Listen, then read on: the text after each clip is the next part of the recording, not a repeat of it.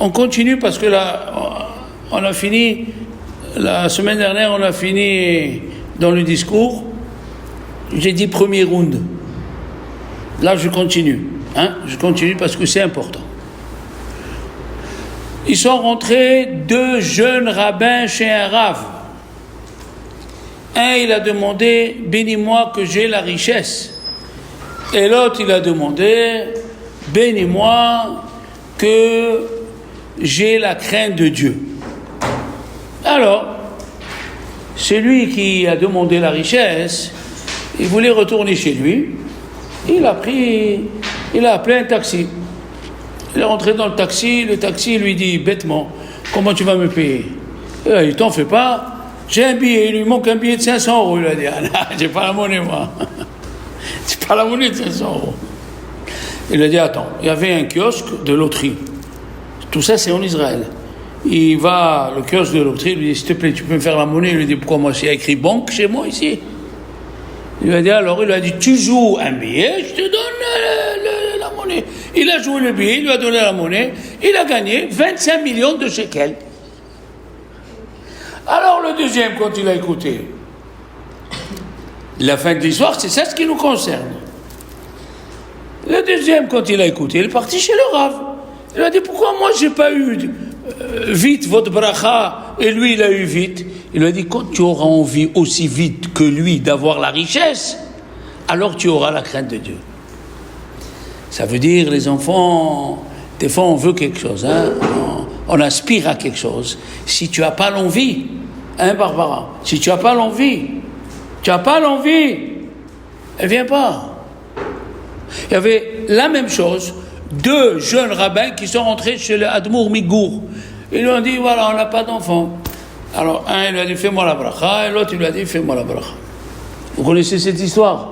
Allez là, dis-moi. Ah, très bien. Alors, le premier, il a eu le garçon dans l'année, et l'autre, il n'a rien eu. Alors, il est parti chez le Rav. Ah, Rav, il lui a dit quoi? Il lui a dit, lui, il a eu un garçon, et moi, non. Il lui a dit, qu'est-ce que tu as fait après la bénédiction? Il a dit, j'attendais que ma femme tombe enceinte. Il a dit, non. Va demander au premier ce qu'il a fait. Le premier, quand le garçon il lui a dit, quand le Rav lui a dit, tu vas avoir un garçon, il a fait les papiers peints bleus, il a acheté la... Il faut que tu montres que tu veux. Oui ou non? Alors moi, personnellement, je ne suis pas un grand Rav, je suis un gros Rav, oui, je suis gros encore, d'accord, mais j'ai écouté un conseil d'un Rav que j'ai donné à 5 personnes et ça a réussi. 5 personnes n'avaient pas d'enfants. Et je me rappelle, mon copain de Paris, il m'a dit au nom de Rav Kadouri, il faut remplir la maison de vin. Il faut remplir la maison de vin, la cuisine, la salle à manger, la chambre à coucher, tout le débarras, sauf les toilettes et la salle de bain. Après, il faut acheter le verre du kidouche de la Mila et le couteau de la Mila. J'ai donné cette idée à 5 personnes. Les 5, ils ont eu un garçon. C'est pas une histoire de Toto. C'est moi, je l'ai vécu. Pourquoi? Parce qu'ils ont montré qu'ils ont envie, qu'ils croient dans la bracha. Oui, ils voulaient d'avoir un enfant. Ils voulaient. Alors, puisqu'ils voulaient, ils sont partis parce que la femme, dans la Torah, elle est considérée comme quoi? Comme le vin. Il a dit, le roi David, David, dans le Tehillim, Ishtecha kegefen poria. Ta femme, c'est comme une vigne qui donne beaucoup de vin.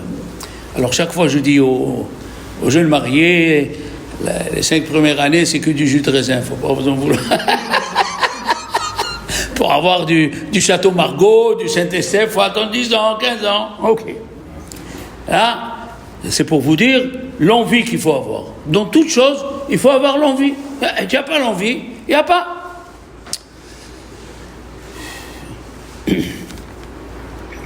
Alors, nos Chachamim, ils disent que dans la paracha, c'est écrit, c'est un mot qui revient chaque fois dans les Chachamim, Utvoah tevah ve'achen. C'était vendredi. Yosef, c'est le premier qui a été Shomer Shabbat. Yosef Hatzadik, c'est le premier où la Torah nous dit, il a égorgé et il a préparé. Égorgé, c'est pour montrer à ses frères qu'il a fait la shechita comme la religion juive.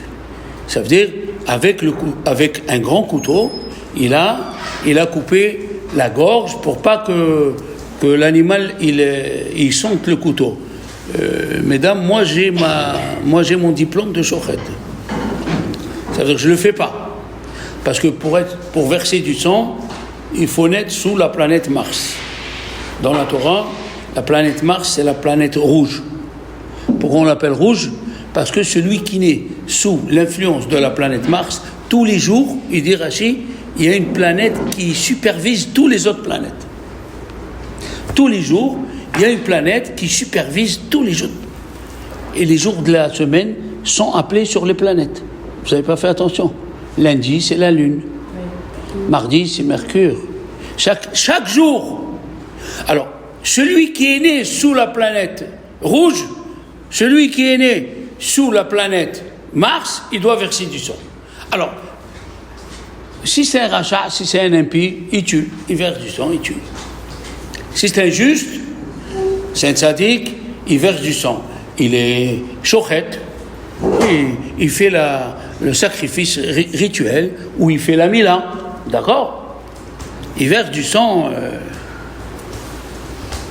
S'il est ni l'un ni l'autre, mais il est né sous Mars, il peut être chirurgien, ou chirurgien dentiste, qui fait couler du sang. S'il pense à la mitzvah, le sang qui sort, il dit « Je voudrais arranger les dents de ce monsieur pour qu'il ne souffre pas. » Oui, on avait ça dans la Torah. Il y avait un des grands enfants de Noach qui s'appelait Hanor.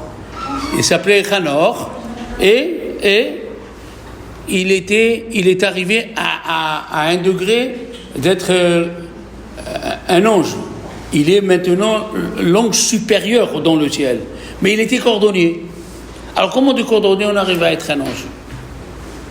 Moi quand j'étais jeune, alors les rabbanim à la yeshiva nous ont dit, à chaque couture, parce qu'avant les chaussures c'était fait à la main, à chaque couture ils disaient pourvu que la chaussure elle dure longtemps chez ce monsieur, que ça lui fait pas mal aux pieds. C'est extraordinaire, hein? D'une chaussure, on peut arriver au degré d'ange. Comme il disait mon maître, il y a qui achètent des chaussures, ils usent les chaussures, et il y a qui achètent des chaussures, ils usent leurs pieds. Oui, ils ne veulent pas ajouter un peu plus. Alors, Yosef, c'est le premier qui a égorgé Utvoah Tevah, parce que les frères, ils le soupçonnaient, qui c'est celui-là? Il va nous donner à manger, il va nous donner le taref. Alors, Ménaché, il a égorgé devant eux. Ve'achen, c'est quoi le mot ve'achen? Préparer.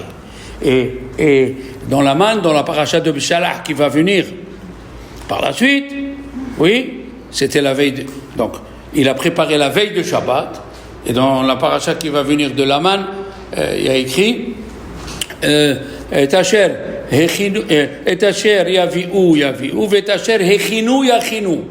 Et c'était quand Dieu il a dit à Moshe, dis-leur que le vendredi qu'il fasse 2 parts. Il y aura 2 parts de la manne. Et Rashi, qu'est-ce qu'il dit? Rashi, il dit la manne, c'était comme des graines. C'est pour ça que les Juifs d'Algérie ou de Tunisie, ils font les graines de couscous. Ils font le couscous le vendredi soir. Parce qu'il a la photo de la manne. La photo de la manne. Hein?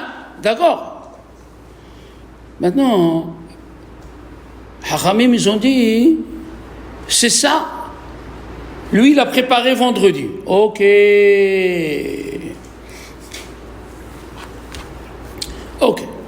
Lui, il a pleuré sur le cou de Binyamin, et Binyamin, il a pleuré sur son cou.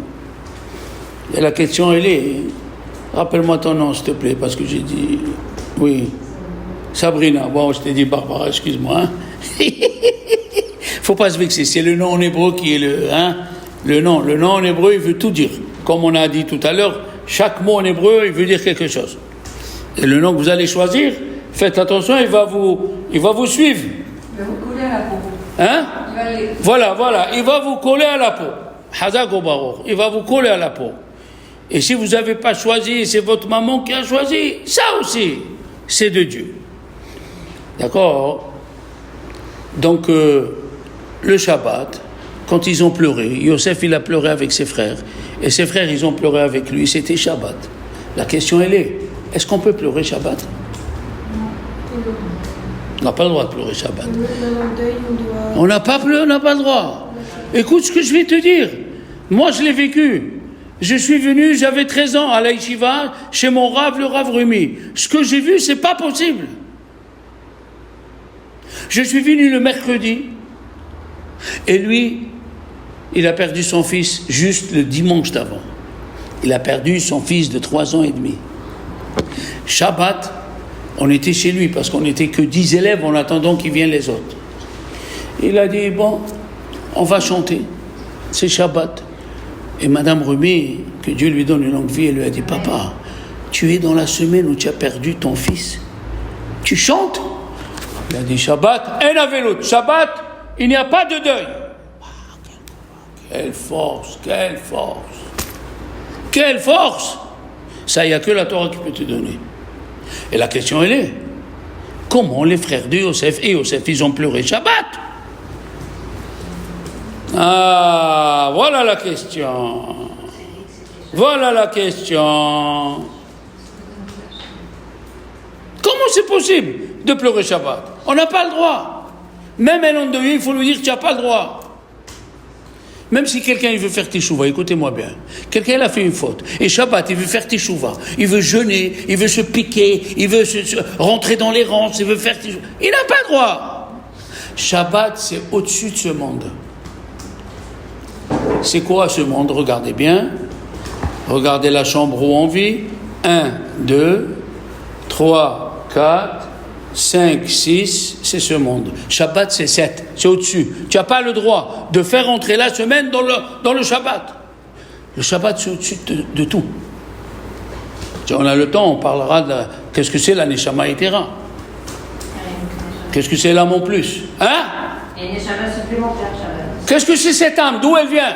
D'où je sais. Ah ben voilà. Michel, les rabbins, nous sommes que des transmetteurs. On ne peut rien donner de nouveau. On n'est que des transmetteurs. Mais ça vaut le coup de ne pas mourir idiot. Eh oui. Alors, le Bnei Issachar, il demande pourquoi, pour répondre à cette question, le Bnei Issachar, il demande pourquoi on dit dans la Hamida Amata Lahem Be'et Saratam. Tu t'es mis debout, Amata, le mot à mot, Amata Lahem, au moment où ils avaient du malheur. C'est quoi ça? Il amène au long de Harizal, qui dit une chose extraordinaire. Harizal, il dit, les premiers rabbins, la Gemara, elle dit, Im Rishonim ki Malachim, si les premiers rabbins, c'est des anges, Anahnu ki Bnei Adam, nous, on n'est que des êtres humains. Im Rishonim ki Bnei Adam, et si tu traites les premiers rabbins de la Mishnah et de la Gemara, c'est des hommes, Anahnu ka Hamorim, on est des ânes. Velo ka Hamoro shel Rabbi Pinhas ben Yair, on n'est même pas comme l'âne de Rabbi Pinhas ben Yair. Il a dit à Harizal, ça c'est dans le degré de Torah. Mais dans le degré des épreuves, nous, en bas, maintenant, dans notre génération, on dépasse les premières générations. Les premières générations, ils n'avaient pas le Yetzer Hara qu'on a aujourd'hui. Avant, même moi j'étais au Maroc, même ici en France, on n'avait pas la télé. Donc la tête... Pour avoir du Yetzer Hara, il fallait aller au cinéma. Il fallait toi que tu vas. Le Yetzer Hara, il a amené la télé à la maison. Tu veux ouvrir le livre. Attends, il y a une émission. Il y a une bonne émission. On chante. Après, qu'est-ce que tu fais toi? Tu dis non, je vais aller au cours. Je reviens. Qu'est-ce qu'il a fait le Yetzer Hara? Le portable. Yes. Eh, les élèves, pourquoi tu dors en classe? Pourquoi tu dors pas de bonne heure? À quelle heure tu dors? Il me dit 1h du matin. Ta mère, elle te met pas au lit avant 10h? Eh, mais je vais pas vous mentir. Vous êtes un rave sympathique, il me fait. Je vais pas vous mentir.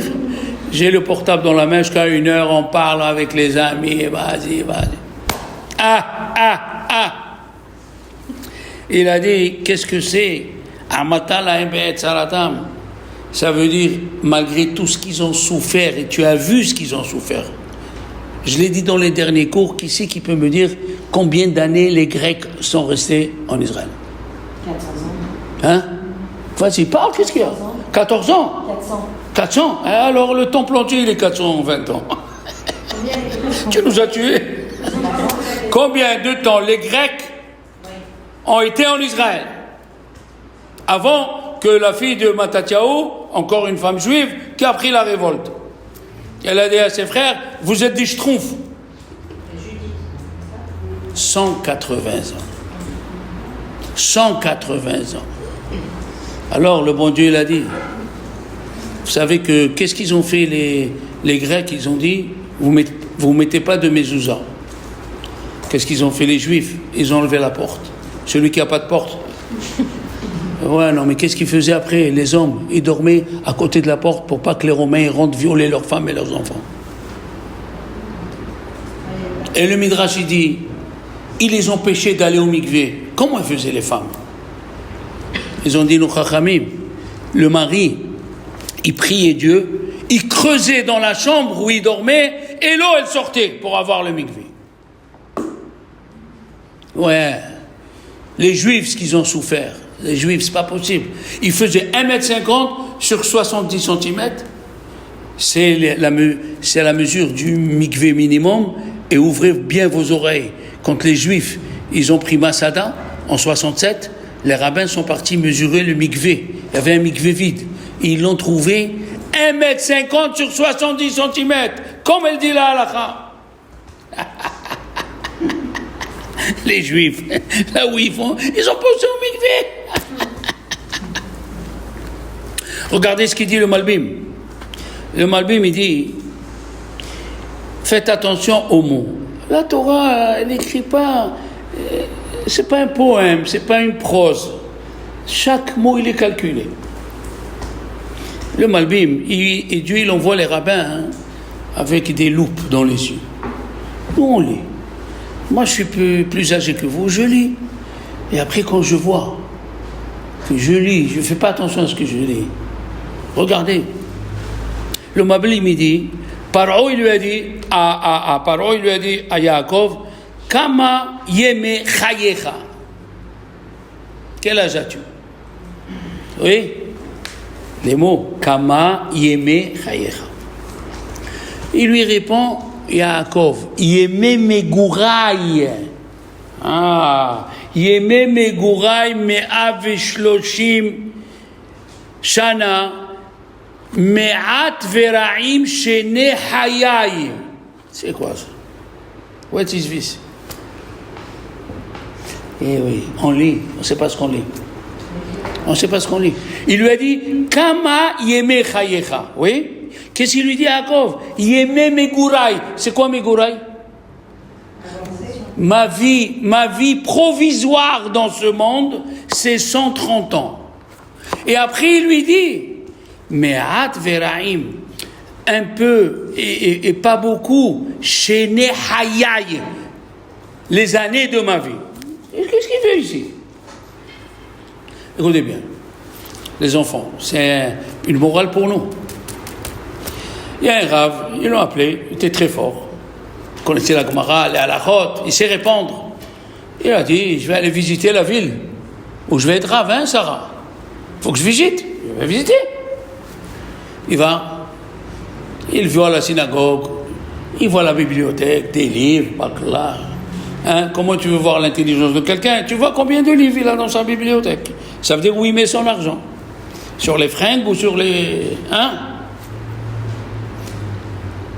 Après, il a dit au Shamash, au Bedo, celui qui s'occupe de la synagogue et tout, c'est bien la bibliothèque, je voudrais aller visiter le cimetière. Ah ouais? Ouais. Il va au cimetière. Qu'est-ce qu'il voit? Ici, J. Mordechai, à Yehudi, il a vécu 30 ans. Ici vit Yaakov Friedman, il a vécu 36 ans. Personne n'a dépassé 60 ans. Il dit au Shamash, dis-moi, il y a une épidémie dans cette ville? C'est quoi ça? Personne n'a dépassé 70 ans. 85 ans, c'est quoi? Il a dit, Arabe, excusez-nous. On a écrit les années qu'il a vraiment vécu dans la Torah. Tout ce qui était avant, on ne l'a pas écrit. Aïe, aïe, aïe, aïe, aïe. D'accord? Vous allez vous convertir si Dieu veut. Ou vous êtes déjà converti. Ou vous êtes comme moi. D'après les anges, on va écrire les années où tu as étudié la Torah, les années où tu as fait du bien. Tout ce que tu es avant. Tu as mangé du rôti de veau. On s'en fiche complètement, ça. Tu as mangé du poisson à la marocaine, mais ça, on s'en fiche. Alors Paro, il lui a dit, Paro, hein, c'est la vie de palais. Hein, comme le week-end, il y avait 45 pieds. Le jeudi, il faisait 45 plats le week-end. Il ne savait pas par où manger. Il lui a dit, combien de jours tu profites? Yémé Megouraï, moi je suis provisoire, ça fait 130 ans que je suis provisoire. Les vraies années, Me'at Vera'im, Shene Hayai. Les vraies années, par modestie, il a dit, j'ai pas beaucoup d'années de Torah. Comme c'est beau! Il y avait, Michel, un jeune homme magnifique. Les midot, la Torah. Mais il avait un père. Qu'est-ce qu'on va faire? C'est pas tout le monde qui a le père qu'il faut, hein? Comme ça on dit, hein? Mais c'est faux. C'est Dieu qui te donne ce père. Il faut l'accepter comme il est. Chaque fois qu'on voulait présenter une fille à ce garçon, il se renseignait sur le père. Ah non, pas du tout. Lui, il est bien, mais avec qui je vais m'asseoir? Qu'est-ce qu'il a fait? Un chatran. Vous savez ce que c'est chatran en Israël? Celui qui fait les chidours. Très bien, voilà, tu es bon. Celui qui fait les chidours. Il ne faut pas se laisser avoir, attention. Parce qu'un chidour, ce n'est pas une chemise qu'on change. Après, c'est pour la vie. Qu'est-ce qu'il a fait? Il a présenté. Il est venu chez quelqu'un qui avait une fille très bien. Et le père, il lui dit... Et le père, il est mort, le père. Il est mort. Vous écoutez ce qu'il lui a dit? Il est mort.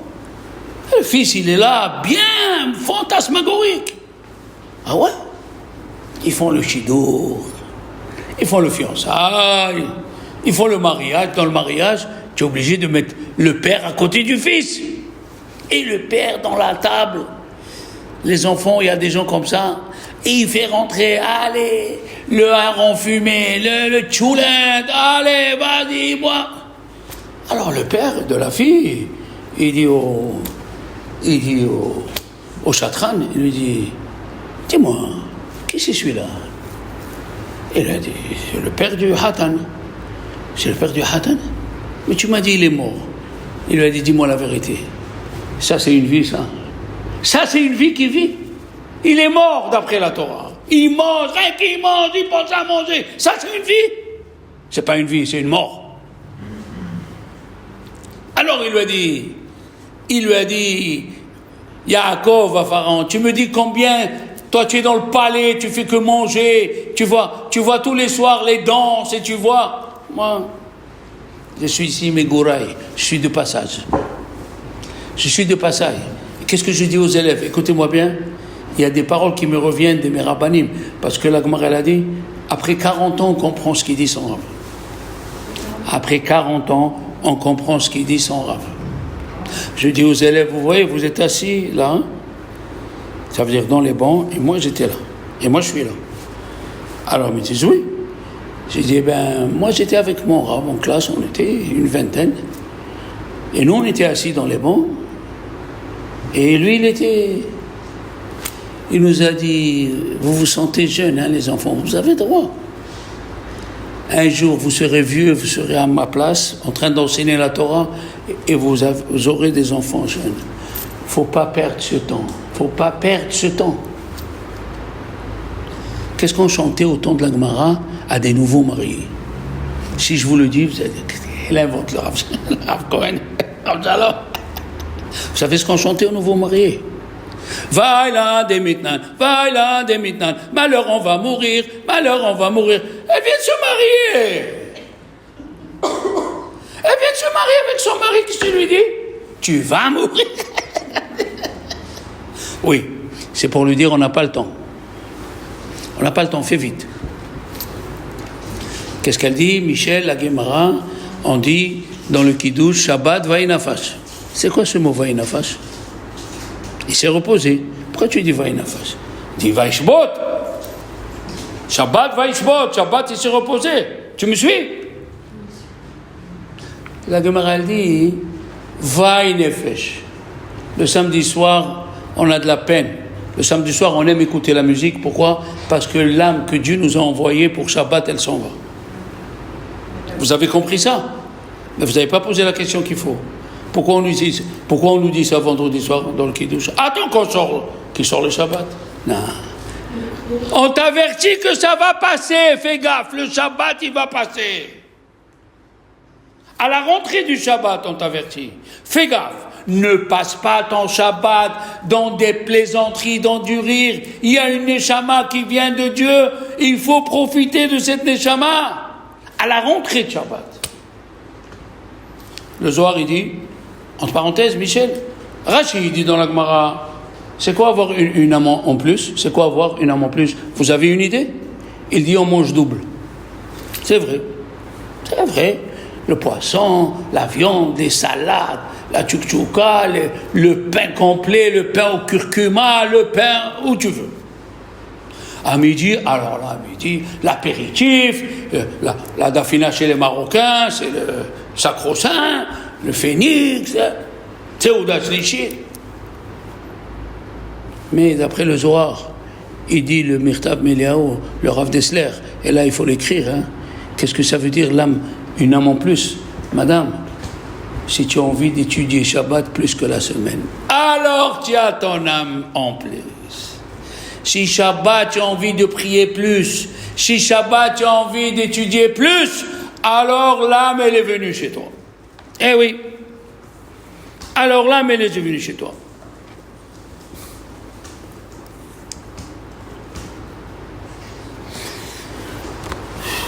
Vous savez que chez les rabbins, chez les grands rabbins, même chez les femmes, hein, il y a les deux sœurs de Baba Salé, mon ami Marco Dahan, qui est vivant encore, son père était marié avec la sœur de Baba Salé.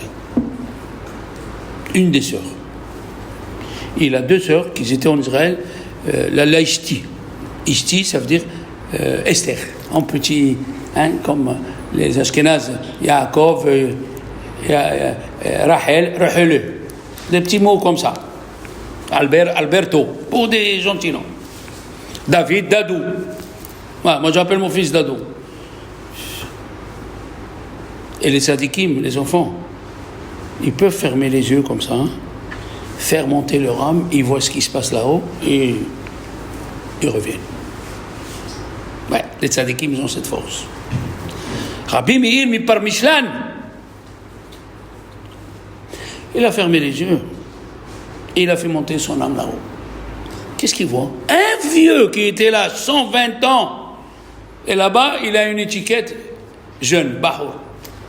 Et un jeune, il a une étiquette Zaken, vieux. What is this? Qu'est-ce que c'est ça? C'est quoi ça? Il a demandé c'est quoi? Il a dit ce vieux, Dieu lui a donné 180 ans, il n'a même pas fait des mitzvot comme un jeune. Ce jeune, il a tellement étudié qu'il a ramassé plus qu'un vieux. La Gemara, elle raconte qu'un jeune rabbin en Israël, il s'appelait Rabbi Bon. Rappelez-vous, Rabbi Bon. Il est mort 40 ans. Mesque. Hein, comme ça on dit. Qu'est-ce qu'il a dit Rabbi Yochanan dans les oraisons funèbres? Il a dit Rabbi Bon, il a étudié autant qu'un homme de 120 ans. Donc, les enfants, si on voit des choses qu'on ne comprend pas, il y a une raison. Fais attention à ce que tu vas faire. Ah, là, ce que je vais vous dire, c'est trop fort. Eh ouais.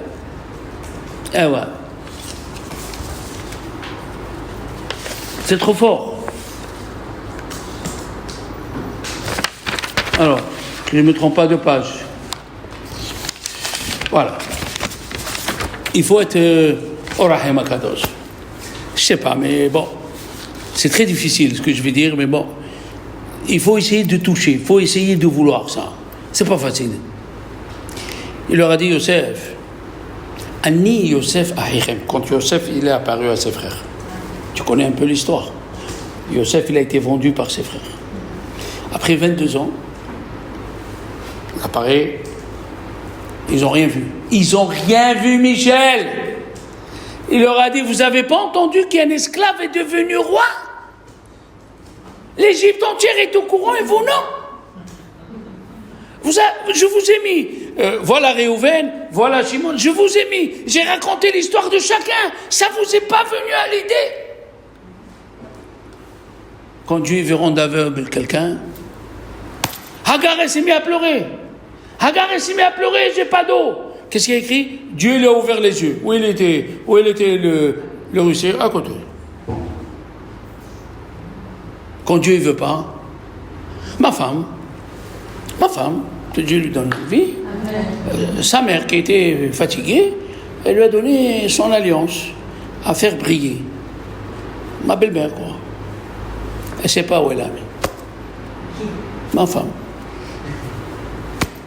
Je lui dis, si Dieu veut, t'en fais pas. Non, mais c'est à ma mère, tu comprends. Avshalom, c'est à ma mère. Si Dieu veut. 6 mois, on ne sait pas où elle est. Elle a mis sa chambre où elle travaille, elle a mis en l'air. Je te dis pas ce que j'ai vécu, moi. Pire que le Negev. T'as pas fait le nœud? Mardi. Elle a fait le nœud, elle a fait la fourchette, elle a fait tout ce que tu veux. Elle a fait tout ce que tu veux. Mardi, elle vient, elle me dit, Rav Shalom. Je lui dis quoi? Elle me dit, voilà la bague avec les brillants. Dans un petit sac. Tu n'as pas vu le sac? Elle m'a dit, je l'ai vérifié 10 fois. Quand Dieu il veut pas, il veut pas. Quand Dieu il veut pas. Où j'ai mis, c'est pas possible. Mon fils, il avait une enveloppe qu'il a préparée pour le voyage, 10 000 euros. 10 000. Oh, 10 000, tu peux acheter des chips, attention. Papa, qu'est-ce que je fais, papa? Amar Rabbi Binyamin. Wajid Rabbi Binyamin. Le pauvre, il l'a réveillé au moins 15 fois. Papa, j'ai fait Rabbi Binyamin. Ça fait 10 fois, papa, qu'est-ce que je fais? La semaine dernière, papa, j'ai trouvé l'enveloppe. Où elle était, mon fils? Elle est tombée dans les chaussures, la boîte à chaussures. Quand Dieu il veut pas. Moi, j'avais un stylo que ma femme m'avait offert, Mont Blanc avec cabochon bleu. Elle m'a dit, quand même, à ton âge, je vais t'offrir un stylo. Ça suffit de prendre n'importe quoi. Moi, j'aime prendre n'importe quel stylo. Je suis là, je l'ai acheté à la gare. Il écrit bien. Et voilà, pas besoin. Comment je vais dire à ma femme, j'ai perdu son style?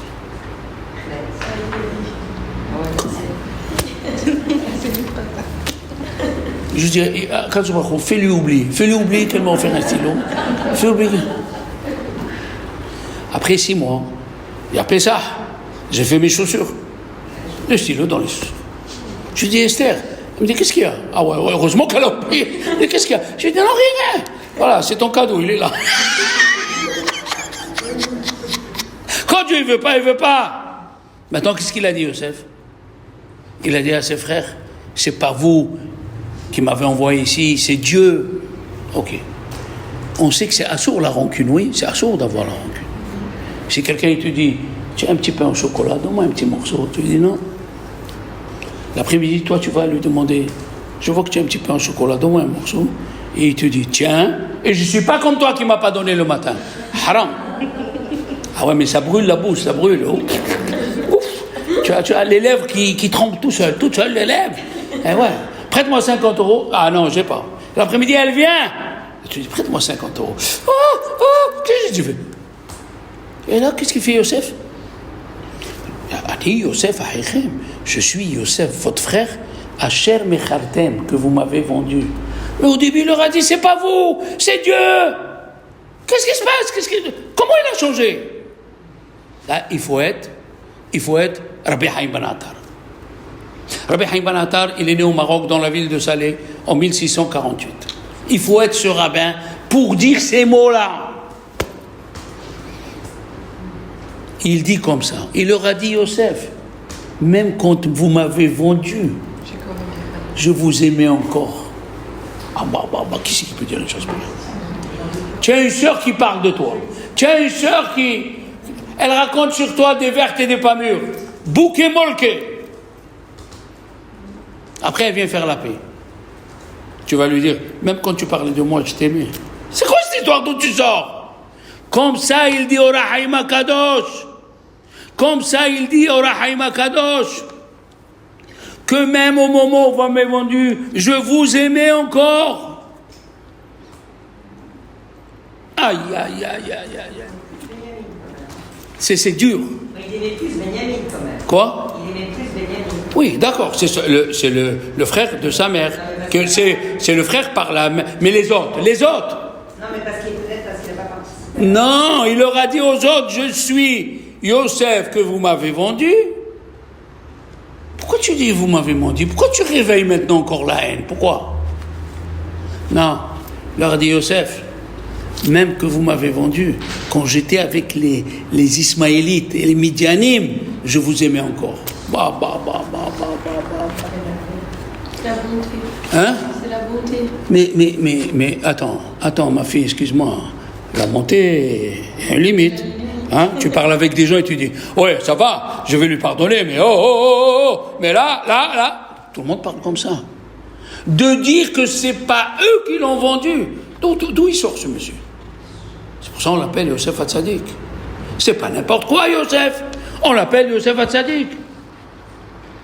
Vous savez que quand il est mort, son père, il a plus voulu manger avec ses frères. Des fois, tu fais quelque chose, tu soupçonnes quelqu'un alors que la personne, elle t'aime. Mais toi, tu le soupçonnes. Pourquoi il ne veut plus manger avec nous? Pourquoi il s'est arrêté et il a prié dans la tombe de Rachel, dans le trou où on l'a mis? Pourquoi? Il ne veut pas nous pardonner, il ne nous aime plus. Et maintenant, Dieu il va se venger. Et oui, les frères de Yosef, tu peux être le plus fort que tu es, mais il craignait Dieu. Le monde, il tient sur les Shevatim. Le Kohen, il avait le pectoral avec le nom des 12 Shevatim. Et Yosef, le pauvre chéri, pourquoi il ne mangeait pas avec eux? Parce qu'il ne savait pas qui il va mettre à côté de lui. Est-ce que c'est Réhouven? Est-ce que c'est Yehuda? Est-ce que c'est Binyamin? Pour ne pas rentrer dans la marloquette, il a dit, je ne mange pas avec eux. Yosef, quand son père était vivant, pour ne pas faire honte à ses frères, il n'a jamais vu son père sans ses frères. Vous écoutez ce que je dis? Pour pas que son père il lui dise, dis-moi, pendant 22 ans, qu'est-ce que tu as eu? Chaque fois, pardon? Il n'a jamais su, Yaakov, il a su avant de mourir. Mais de son vivant, jamais Yosef il a voulu rentrer seul. Mais d'où il sort ce bonhomme? D'où il sort? Au Maroc, il y a ce qu'on appelle la Kseda de Yosef Hatzadik. Joamar, il a fait la vie de Yosef Hatzadik avec les Midrashim en arabe. Tous les Marocains, ils le savent. Et ils pleurent dans la paracha de Vaïgash, tous ils pleurent. D'où il sort ce monsieur? Et les gens, qu'est-ce qu'ils ont fait? Ils l'ont soupçonné. Et lui, qu'est-ce qu'il a fait? Pour pas les faire honte, il ne mangeait pas avec eux. Et là, je vais prendre la Gemara. Pour pas les faire honte. Là, je vais prendre la Gemara, vous allez voir. La Gemara de Sanhedrin. Je vais la faire avec vous parce qu'elle me plaît beaucoup. Hein? Oui, merci.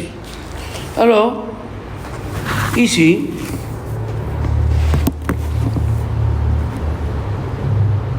Rabbi, dans la Gemara de Sanhedrin, la page 11.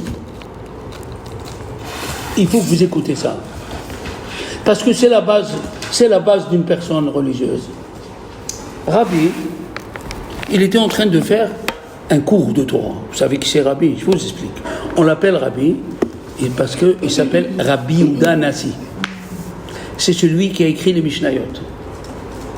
Ok, il a écrit les Mishnayot. Et d'ailleurs, il est la réincarnation de Yaakov Avinu. Comment on le sait? Regardez comme c'est joli. Rabbi Yehuda Nasi. Ha-Nasi, Nasi, Nitzutz, Shel Yaakov Avinu. Fantasmagorique. Ha-Nasi, Nitzutz, Shel Yaakov Avinu. Il vivait à Tibériade. Il s'est senti mal parce que c'est humide. Tibériade, c'est humide. Il est monté dans la ville de Tzipori. Il a vécu 17 ans. Avant de mourir, il a dit, comme Yaakov, 17 ans. Ça, pourquoi? C'était la réincarnation. On fera le cours sur lui, mais alors, c'est... Bon. Rabbi, il était en train de donner une dracha.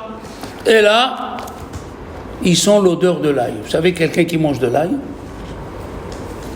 la bouche, là, elle a une odeur. Hein? On est d'accord?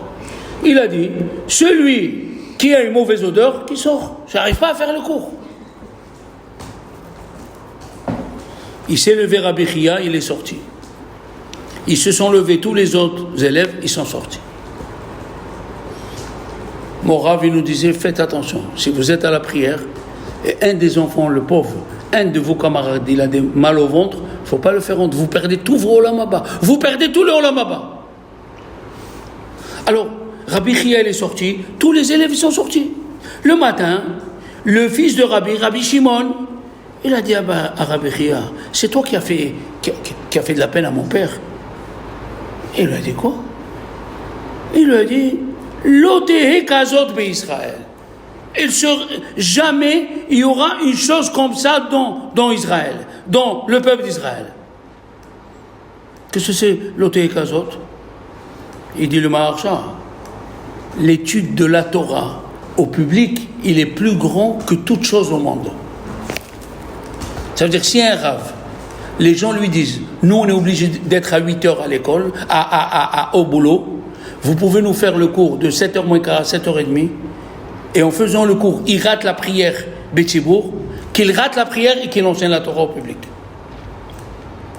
Tellement c'est important. Alors il lui a dit, tu as arrêté le cours de mon père? Il lui a dit, je préfère arrêter le cours de ton père que de faire honte à un juif. Ils ont dit à Rabbi Chia, et toi, Rabbi Chia, d'où tu l'as appris? Il a dit, je l'ai appris de Rabbi Meir. C'est écrit, une femme, elle est venue, elle est rentrée dans le Beth Midrash de Rabbi Meir. Mais imaginez-vous, qu'est-ce que ça veut dire? Le rabbin, Rabbi Meir, il est là avec ses élèves, une femme, elle rentre, elle lui dit, Rav, il y a un qui m'a marié en couchant avec moi. Ça veut dire, elle est mariée, et maintenant il lui faut le guet. Qu'est-ce qu'on fait? Qu'est-ce qu'il a fait Rabbi Meir? Il lui a écrit un guet. Comme si c'était lui.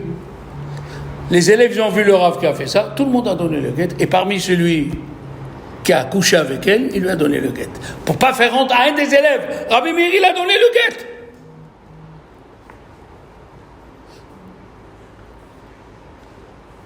Et Rabbi Meir, d'où il a appris?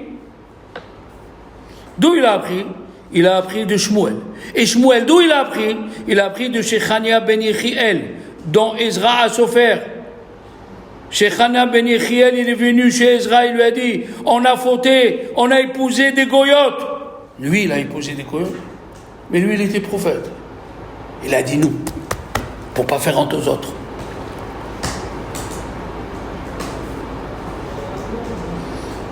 Et d'où il a appris? Il a appris de Yoshua. Yoshua, il a dit à Dieu, qui c'est qui a pris de l'anathème? C'est quoi l'anathème? Les Juifs, ils ont dit, on va conquérir cette ville, et tout ce qu'il y a dans la ville, on la donne à Dieu. Et il y a un qui a volé.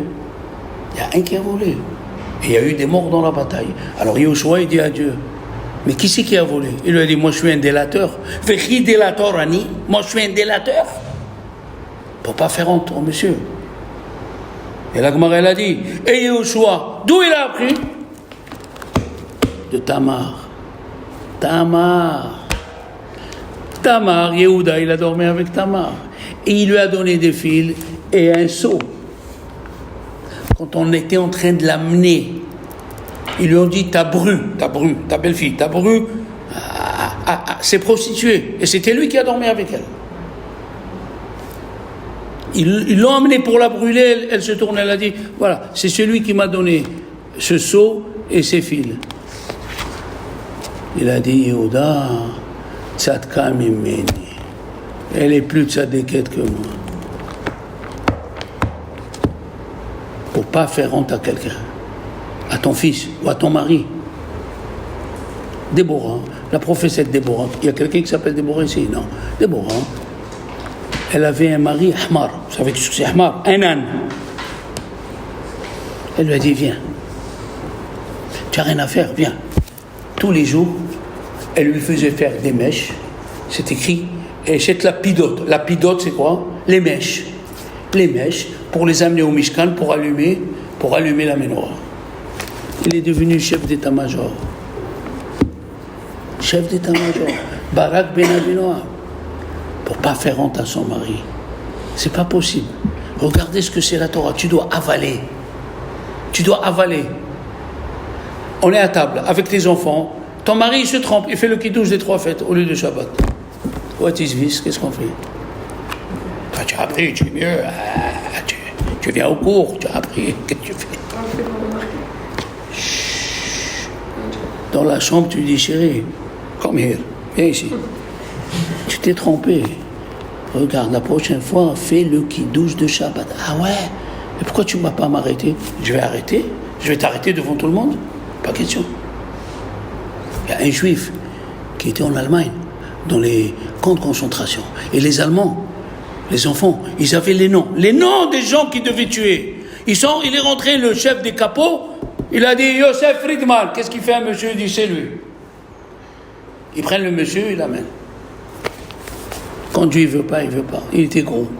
Et quel est l'avantage? Il n'arrivait pas à fermer la porte de la chambre à gaz.